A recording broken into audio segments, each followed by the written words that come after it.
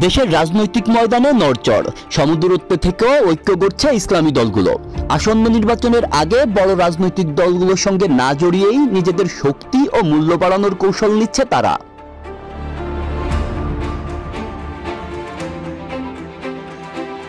BNP ও জামাতের ছায়া থেকে দূরে থেকেও মধ্যপন্থী ইসলামী দলগুলো ঐক্যবদ্ধ হওয়ার চেষ্টা চলছে। খেলাফত মজলিস, বাংলাদেশ খেলাফত মজলিস, জমিয়তে উলামায়ে ইসলাম, নিজামে ইসলাম পার্টি এবং চরমোনাই পীরের ইসলামী আন্দোলন, এই 5 দলের ঐক্য প্রায় চূড়ান্ত।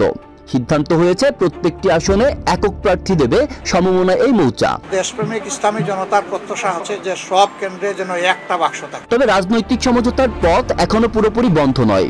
বিএনপির সঙ্গে চলছে আলোচনা, তবে জামাতের সঙ্গে আদর্শিক বিরোধ থাকায় সেখান থেকে সরে এসেছে দলগুলো।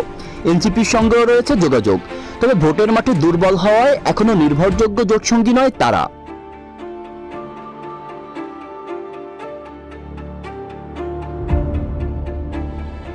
এই অবস্থায় বিএনপি কি পরিমাণ আসন ছাড় দেবে তা স্পষ্ট না হওয়ায় ইসলামী দলগুলো নিজেরাই ঐক্যবদ্ধ হচ্ছে। তাদের মূল দাবি নির্বাচনের আগে মৌলিক সংস্কার ও সময়োপযোগী ভোট আয়োজন।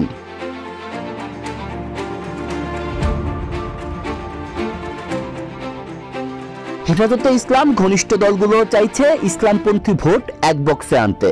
5 আগস্টের পর থেকে সক্রিয় এই উদ্যোগে তারা আরো কয়েকটি দলকে যুক্ত করার চেষ্টায় রয়েছে।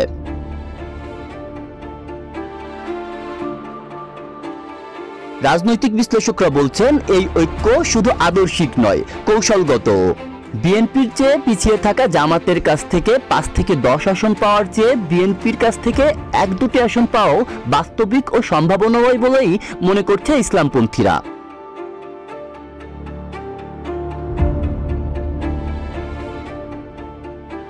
তবে আদর্শিক দ্বন্দ্বে জামাতকে এই জোটে রাখা কঠিন হয়ে দাঁড়িয়েছে।